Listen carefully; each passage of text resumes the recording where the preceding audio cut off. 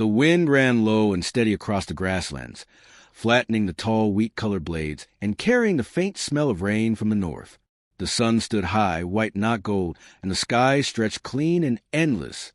Beneath it, a single rider came slow, hunched over his saddle horn, the reins loose in his hand. Eli Maddox had once been the strongest man in 3 counties, a rancher whose word meant something, whose hand could calm a skittish colt or split a man's jaw in one motion. But now, blood darkened the right side of his shirt. Each breath came shorter, sharper. He kept his good hand pressed against a wound under his ribs, where the bullet had lodged hours ago. His horse, a gray mare with a torn bridle strap, walked steady as if she knew the end was close. He looked toward the low sweep of his land, rolling grass, a few cottonwoods near the creek, a house barely visible in the distance. Smoke trailed thin from its chimney. "Almost home," he rasped, though his lips were too dry to say it loud. The men who'd shot him were long gone. 3 drifters after cattle money, or maybe just blood. He'd killed one before they fled. The other 2, he knew, would be back to finish what they'd started. But he didn't care about them anymore. All that mattered now was Clara. The mare crested the last rise, and Eli saw the ranch spread below, a clapper house with a porch, a windmill squealing in the faint breeze, and a little girl running barefoot through the grass. She stopped when she saw him. For a heartbeat, she didn't move. Then she ran. "Pa!" Her voice carried clear across the distance. Eli's heart jolted. He forced the mare forward, swaying in the saddle. He barely had time to dismount before Clara was there, small hands grabbing at his sleeve. "You're hurt. Pa, what happened?" He almost smiled. "Nothing you can't fix, sweetheart." He staggered 2 steps and caught himself on the fence post. Blood ran through his fingers. "Fetch water, Clara. And listen, you ride for Greyhawk." She froze. "The Apache?" Eli nodded weakly. "Tell him your pa needs him. Tell him to hurry." By dusk, a shadow appeared on the horizon, moving with the rhythm of a man who knew the land. Greyhawk rode without hurry, without waste. His long braids trailed behind him, black against his chestnut mare. His face was calm, unreadable, the kind of stillness born from surviving too much. He dismounted before he reached the porch, boots silent in the dust. Eli lay on a cot near the open door, shirt cut away, the wound ugly and dark. The air smelled of whiskey and blood. Clara sat beside him, clutching a damp cloth, her small face streaked with dirt and tears. Greyhawk knelt, his eyes scanning the wound. He didn't speak for a long time. "Can you help him?" Clara whispered. "I can keep him breathing till dawn," he said softly. His voice carried the steady cadence of the plains, low and sure. He opened his pouch, drew out crushed herbs, and mixed them in a bowl. But no medicine can turn a bullet from its path. Eli's eyes flicked open. "You came," he muttered, half smiling. "Knew you would." "I heard you'd been fool enough to stand alone," Greyhawk replied. He lifted Eli's head, poured a sip of water between cracked lips. "You still find trouble the way iron finds lightning." "Guess I do." Eli coughed, blood streaking his chin. "I need you to promise me something." Greyhawk looked at him but didn't answer. "Clara." Eli's hand reached out, trembling. "She's all I got left. There's no one else I trust." Clara turned toward him, frightened. "Pa!" "Hush now." Eli's gaze softened. "Greyhawk, you taught me once what it meant to stand with honor. Now I need you to take her. Raise her like she's one of your own. Better than I ever could." Greyhawk's jaw tightened. "You ask too much." "I ask what's right," Eli said, voice thin but sharp. "You know this land, these people. They won't forgive her for being raised by me alone. They'll circle like buzzards when I'm gone. But you'll keep her safe." Silence fell except for the soft ticking of the windmill outside. At last, Greyhawk bowed his head. "If this is your will, I will see it done." Eli smiled faintly. "Knew I could count on you, old friend." He looked past Greyhawk to the open prairie, the horizon dimming on the blue of coming night. "There's a letter in my desk," he murmured, "and the deed. You'll know what to do." His eyes closed then, and for a long moment it seemed he might sleep, but the quiet deepened, and the sound of his breath never came again. Clara's cry broke through the stillness. She threw herself onto her father's chest, small hands gripping his shirt. Greyhawk stood over them, his shadow long across the boards, his expression unreadable, part sorrow, part duty. He reached down, laid a hand on Clara's shoulder. He rides with the wind now, he said gently. We will ride where he would have gone. Night settled calm over the prairie, clean and silent.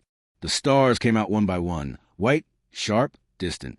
A coyote called somewhere beyond the creek, its echo rising into the dark. Inside the small ranch house, a single lamp burned low. Greyhawk sat by the hearth, mending his saddle straps. Clara sat across from him, her knees pulled to her chest. The firelight flickered over her face, too young for grief yet already marked by it. On the table lay a folded letter, Eli's last words. Greyhawk spoke quietly. Your father was a strong man. Clara nodded but didn't look up. He said you saved him once. Long time ago. Greyhawk's eyes lingered on the flames.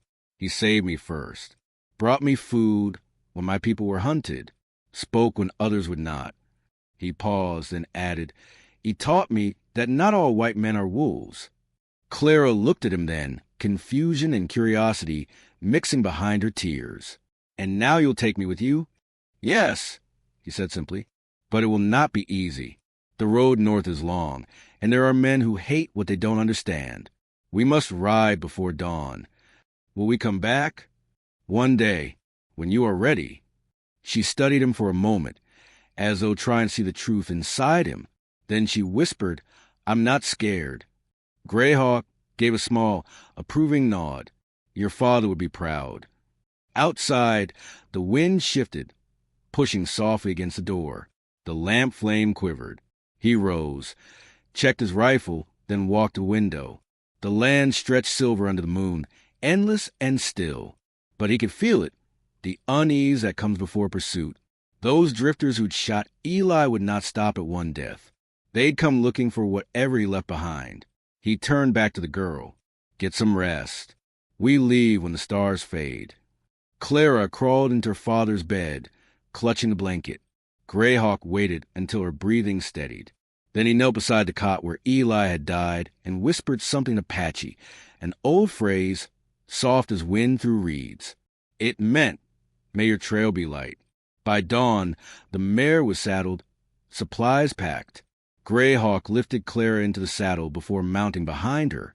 The prairie lay washed clean in morning blue. The house, the fence, the windmill, all quiet now, waiting for a voice that would never return. As they rode out, Clara looked back once, watching the only home she'd known fade into the open land. She pressed closer to Greyhawk's chest, holding tight. He kept his eyes forward, following the faint trail north. A promise bound them now, one made in blood, in grief, and in honor. And though the prairie was wide and the future uncertain, the wind carried one truth across the grass. The dying rancher had trusted the right man. Greyhawk and Clara rode north of pale morning light, the prairie stretching wide, and wind swept around them. The grass brushed against their boots as the mare moved steady, her hooves muffled in the damp earth. The sun had barely climbed above the horizon, and the air smelled of dew and distant rain. Behind them, the Maddox ranch grew small, swallowed by distance and silence. Clara hadn't spoken in miles. She rode with her small hands gripping the saddle horn, eyes fixed on the trail ahead. Greyhawk could feel the stiffness in her shoulders, the way grief settled like a stone too heavy for a child to carry. He said nothing. The land itself was teaching her now. By midday, they reached a stream that wound through the grasslands like a piece of silver thread. Greyhawk dismounted, filled his canteen, and offered Clara a drink. She took it, her face pale but composed. You'll learn to read the land, he said quietly, crouching beside her. The water tells where life still breathes. The wind tells when danger comes. She nodded, tried to listen as he showed her how the grass bent westward in the current of air. Far behind them, 3 riders crossed a ridge, small figures, dark against the open light. Greyhawk saw the glint of rifles before they vanished into a fold of land. He didn't tell Clara. Not yet. He lifted her back into the saddle, his hand steady on her shoulder. We'll ride till sundown. The wind rose, whispering low across the plains. Every sound carried far. The cry of a hawk, the groan of the leather tack, the rhythmic beat of hooves. Clara glanced back once, uneasy. "Someone's following us," she murmured. Greyhawk looked at her, surprised by her instinct. "You hear them?" She nodded. "Pa said the prairie talks when men move wrong." Greyhawk's lips curved faintly. "Your father was right." He quickened the pace, the mare responding with a burst of strength. Behind them, the distant riders adjusted course. The hunt had begun. By late afternoon, the light had cooled. Long shadows stretched across the land, and a windstorm gathered low on the horizon. Greyhawk spotted a line of cottonwoods near a shallow ravine and led the horse down for cover. They made camp beneath the trees, where the air smelled of wet bark and dust. He built a small fire from dry brush and lit it carefully, letting the smoke rise thin and gray. Clara sat close, shivering despite the mild air. "Tell me about him," she said suddenly. "Pa, when you first met." Greyhawk leaned back against the trunk. For a while, he said nothing, watching the flames flicker and die. Then, in that calm, deliberate tone of his, he began. "I was younger than your father then. Hungry. Alone. Soldiers had burned our village. I walked 3 days through the desert before I found his ranch. He came out with a rifle in his hand, but he didn't fire. He gave me food, water, a blanket, said no man should die for the sins of others." Clara listened, eyes bright with reflection. Pa always said a good man fights when he has to, but never for pride. Greyhawk nodded slowly, and he lived by it, even when others turned against him for calling me brother.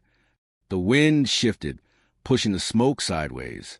Greyhawk's gaze moved toward the ridge beyond the trees. He caught a flicker, distant firelight. 3 riders. He rose swiftly, kicked sand over the campfire, and motioned Clara close. "Up. Quiet now." She obeyed without question. The mare's muscles tensed beneath them as Greyhawk guided her into the ravine's shadow. Behind them, the glow of the pursuers' torches bobbed along the ridge like false stars. "They want what your father had," Greyhawk murmured, voice barely audible. "Maybe the deed, maybe just revenge." Clara clutched his arm. "They'll find us." "Not tonight." They moved through the ravine, following the narrow creek that wound north. The night air was cool, the stars above sharp and silver. When the torches vanished behind the hill, Greyhawk stopped near a cluster of boulders. He lifted Clara down, covered her with his coat, and crouched nearby, rifle resting across his knees. The prairie lay silent except for the wind and the far cry of an owl. Clara whispered, "Will they keep coming?" "Yes," he said, "until they meet something meaner." She watched him, eyes wide in the dark. "You're not scared?" Greyhawk's gaze stayed on the horizon. Fear keeps a man alive, but it never tells him when to run. When her breathing slowed, he looked up at the stars. Somewhere in that cold spread of sky, he thought of Eli, his voice, his stubbornness, the way he laughed even after the world tried to break him. He whispered again in Apache, words the wind carried softly across the grass. "Walk light, brother. I keep your child safe." They rode at first light. The world washed clean in pale blue. The prairie stretched endless and empty, the horizon shimmering faintly under the early sun. Clara rode beside him now, learning how to hold the reins, how to shift her balance when the mare climbed uneven ground. She didn't complain, didn't cry. There was steel forming behind her grief, quiet but strong. By noon, they reached a trading post at the edge of the frontier, a lonely scatter with buildings and a corral. A weathered sign read Dunn's Crossing. Greyhawk dismounted first, scanning the area. A few wagons sat abandoned. 2 men by the water trough watched him closely. He helped Clara down, his tone casual. "Keep close." They entered the trading post, a dim, dusty room lined with shelves of tools, flour, and coffee. Behind the counter, a heavy man with a red beard looked up from his ledger. "Don't get many of your kind here," the man said, his tone guarded. Greyhawk met his gaze evenly. "We need supplies. Water, bread, and feed." The man's eyes flicked to Clara. "That your kid?" She's under my care. The man grunted. That's so. He began gathering what they needed, but the tension in the room hung like thick smoke. Clara tugged Greyhawk's sleeve. They don't like us, she whispered. They don't need to, he murmured back. Outside, hooves clattered. The door swung open. 3 men stepped in, dust and heat following them. Their faces were hard, eyes narrow. Greyhawk recognized the one in front. Thin scar across his jaw, the mark of survivor, one of the drifters from the ranch. Well, the scarred man drawled, resting a hand on his revolver. Ain't this a picture? The engine and the Maddox girl.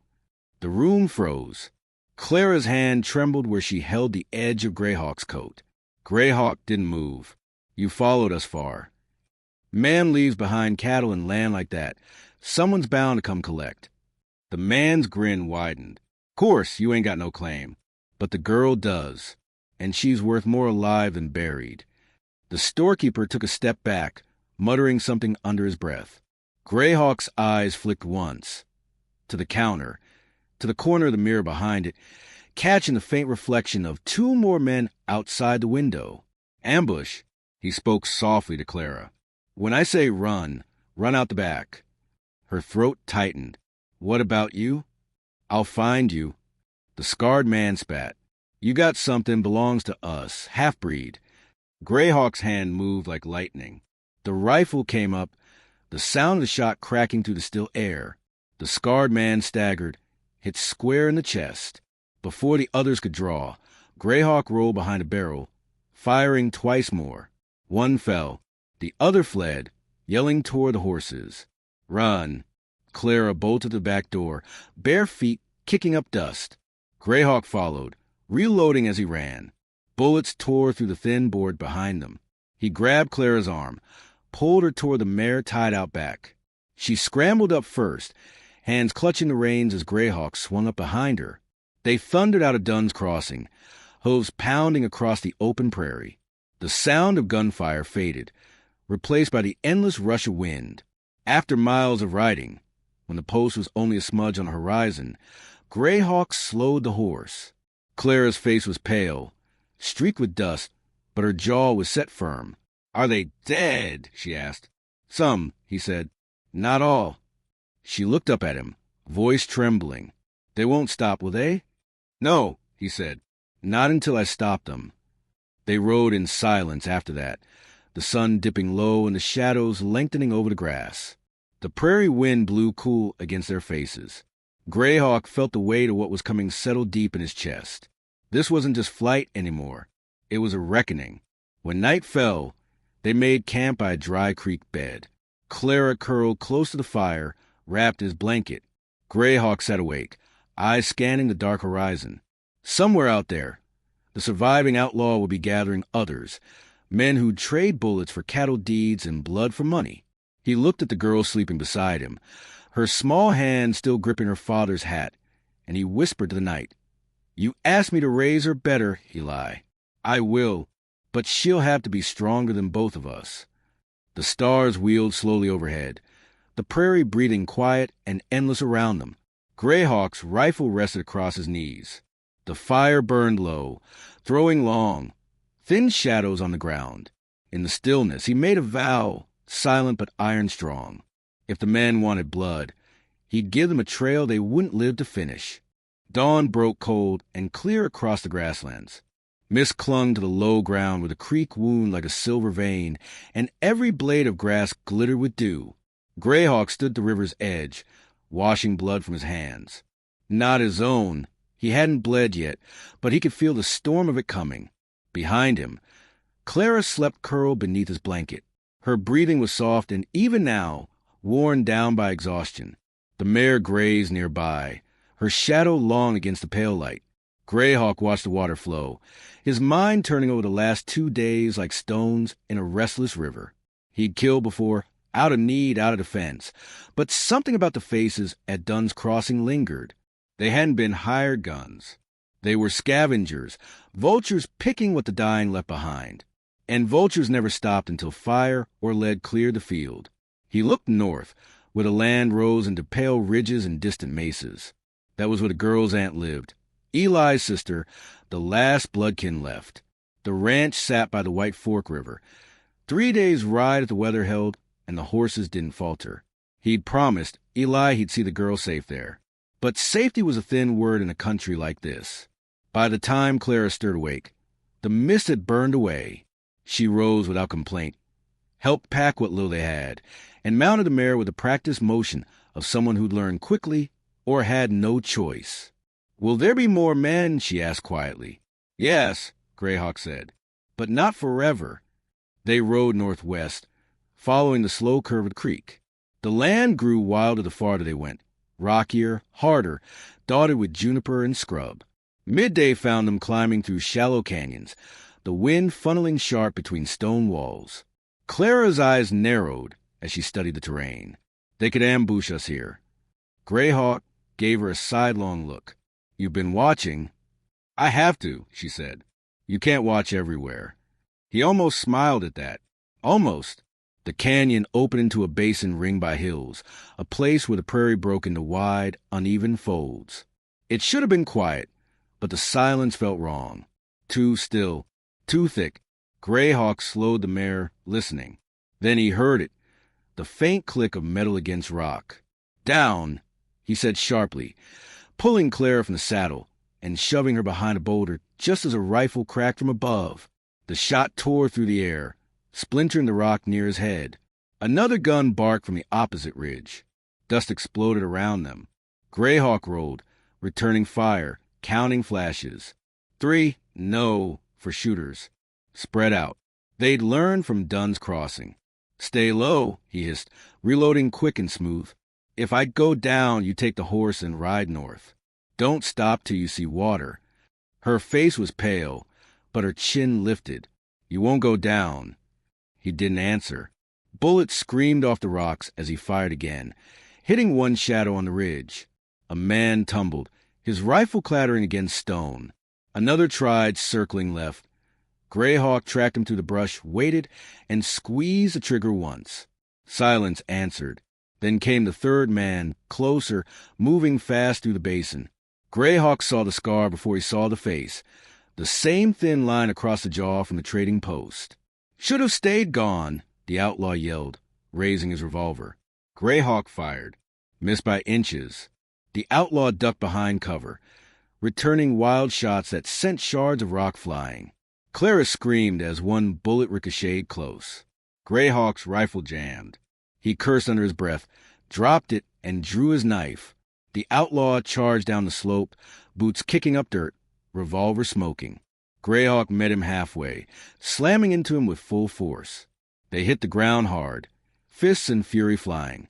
The revolver went skidding across the stones. The fight was raw, brutal, all instinct and grit. The man's blade cut a shallow line across Greyhawk's arm. Greyhawk twisted, grabbed the outlaw's wrist, drove his knife up beneath the ribs. The sound was short and ugly. When it was done, Greyhawk knelt over the body, chest heaving. Clara crawled from behind the rock, trembling but unbroken. "Are you hurt?" "Not enough to stop." He wiped the blade clean, checked the horizon. The fourth shooter was gone, fled maybe, or waiting for another chance. Either way, they couldn't linger. By evening, they reached the top of a ridge overlooking the White Fork Valley. The river shone below, winding through a line of cottonwoods, and beyond it, faint but real, the outline of a homestead. Clara stared at it like she'd been holding her breath for miles. "That's where Aunt May lives." Greyhawk nodded. "We'll reach it by dark." But he didn't relax. He knew the last stretch of trail would be the most dangerous. When men hunted, they struck when hope showed its head. They descended slowly, the mare moving steady over loose gravel. The light thinned, the sky turning the dull gray of twilight. Halfway down the slope, a rifle cracked again. The mare reared, screaming. Clara clung to the saddle horn as Greyhawk swung her down, both diving for cover behind a fallen log. The shot had come from the tree line near the river. Greyhawk squinted through the fading light. He saw movement, 2 riders, maybe 3, circling toward the ranch. "They found us again," Clara whispered. Greyhawk chambered around. "Then we finish it here." Darkness gathered fast over the valley. A sliver of moon hung above the plains, pale and cold. The only sound was the rustle of wind in the cottonwoods and the faint, steady creak of the mare's saddle as Greyhawk led her down through the brush. They moved like ghosts through the shadows, every step measured. Ahead, faint light glimmered from the ranch windows, a lantern burning inside. "Stay behind me," he whispered. "No matter what." They reached the fence line just as a gun flashed from the barn. The bullet whistled past Greyhawk's shoulder. He dropped, rolled, and fired back, the sound echoing like thunder in the open dark. Voices shouted. Two men rushed from the shadows, one with a shotgun, the other swinging a rope. Greyhawk shot the first before he could level the barrel. The second lunged close. Greyhawk ducked, drove an elbow into his throat, then kicked him down hard. Clara pressed herself against the fence, eyes wide, barely breathing. "Run to the house." Greyhawk barked. "Now!" She hesitated only a heartbeat before sprinting across the open yard, boots thudding on the packed dirt. Another man stepped from the porch, raising his revolver, then froze as she yelled, "Aunt May!" A woman appeared behind him, lantern in hand. Her face, streaked with soot and fear, lit with shock. "Clara?" The outlaw turned toward her. Too slow. Greyhawk's shot dropped him where he stood. The door swung open as Clara stumbled inside, her aunt pulling her close. Greyhawk moved to follow, but the final shooter, the one who fled the canyon, stepped from behind the barn, rifle steady. "You killed my brothers," he spat. Greyhawk turned, rifle aim, but too slow this time. The man fired first. The shot hit Greyhawk in the shoulder, spinning him sideways. Pain burned hot through him, but he stayed on his feet, sighting down the barrel. He fired once. The man fell. Greyhawk staggered, blood soaking through his shirt. The wind carried the smell of gunpowder and grass. The ranch yard fell silent again, save for the creak of the swinging gate. Clara ran back out, her aunt calling after her. She reached Greyhawk as he knelt, catching himself on one hand. "Don't," he rasped. "Stay inside. You're hurt." He managed a small, tired smile. "You're safe. That's what matters." Aunt May came running, her lantern trembling in her grip. "Lord have mercy, what's happened here?" Greyhawk looked up at her, voice low. "Eli sent her to you. Said she'd have a better life." May's eyes filled. "You brought her all this way alone?" "Not alone," he said. "He rode with me every mile." His legs weakened. Clara caught his arm, tears streaking her dust-covered face. "Don't go. You promised." "I'm not going," he said softly. "Just need to rest a while." They half-carried him inside. The house smelled with smoke and herbs. May tore strips of cloth, pressed them against the wound. Greyhawk gritted his teeth, but said nothing. Clara sat beside him, holding his hand. "You could have left me," she said, "but you didn't." He met her eyes. "Your father didn't save me once to see me become a man who leaves a child behind." Outside, the wind rose over the valley, sighing through the cottonwoods. The prairie was quiet now. No more gunfire, no more pursuit. Only the steady breathing of land finally at peace. Hours passed before the pain dulled. The sky beyond the window turned pale again. At dawn, Clara stood on the porch watching the first light touch the river. Greyhawk joined her slowly, shoulder bandaged, movement stiff but steady. "You should rest," she said. He looked out over the prairie. "Can't rest yet. There'll be men asking questions soon. They'll want to know who fired, who fell. I'll ride north for a while. Give you and your aunt peace." Her eyes widened. "You're leaving?" "For now. But Pa wanted you to raise me." He studied her face. The same stubbornness, the same light Eli had carried. "He wanted you to live strong. You don't need me hovering over that." She bit her lip, blinking back tears. "Will I see you again?" Greyhawk looked toward the horizon. "The land's wide, but it remembers those who walk it true." She stepped forward, wrapped her small arms around him. He held her close, feeling the quiet strength in her heartbeat. When he finally let go, he mounted his horse, turned once in the morning light. "Tell your aunt to keep the north fence mended," he said, half smiling. "Coyotes like weak spots." Then he rode out, the hoofbeats fading across the open fields.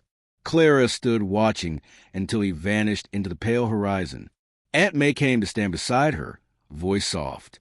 "He'll be all right?" Clara nodded, her gaze steady. "He always finds his way." The wind swept across the prairie, cool and endless, carrying the scent of rain and earth. Somewhere far off, a hawk cried, circling the sky, and in that wide silence, the promise between two men, one gone, one still riding, stayed alive like a flame no storm could kill.